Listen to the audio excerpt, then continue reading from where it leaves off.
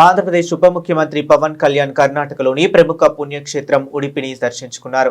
ఈ పవిత్ర భూమి భారతదేశపు ఆధ్యాత్మిక శక్తి కేంద్రమని ఆయన అభివర్ణించారు. శ్రీకృష్ణుడు నిత్యం కొలువై ఉండే ఈ నీలపై అడుగు పెట్టడం తన అదృష్టమని పేర్కొన్నారు.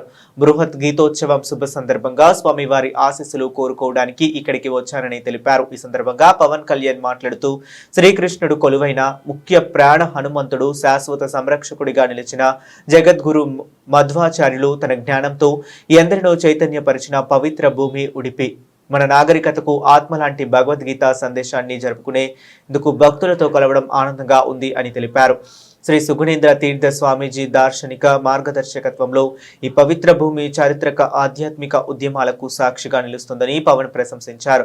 కోటి భగవద్గీత చేతిరాత ప్రాజెక్టు నుంచి లక్ష కంఠ పారాయణం వరకు చేపట్టిన కార్యక్రమాలు ప్రపంచ వ్యాప్తంగా లక్షలాది మందికి స్ఫూర్తినిస్తున్నాయని కొనియాడారు. భగవద్గీత సందేశం మన చర్యలకు మార్గనిర్దేశం చేసి సమాజాన్ని బలోపేతం చేసి జాతీయ స్ఫూర్తిని ఉన్నత స్థాయికి తీసుకువెళ్లాలని ఆకాంక్షించారు. అనంతరం జై శ్రీకృష్ణ, జై హనుమాన్, జై హింద్ అంటూ తన సందేశాన్ని ముగించారు. This is a powerhouse of it's a divine powerhouse. Udupi is divine powerhouse. That's all it's called. And it's a great opportunity for me. It's a divine call to be in Udupi. And Guruji has personally invited me. So I'm grateful and fortunate to be in such a great event. More than 1 crore handwritten Bhagavad Gita had been written, and also 1 lakh people reciting the Gita Parayana.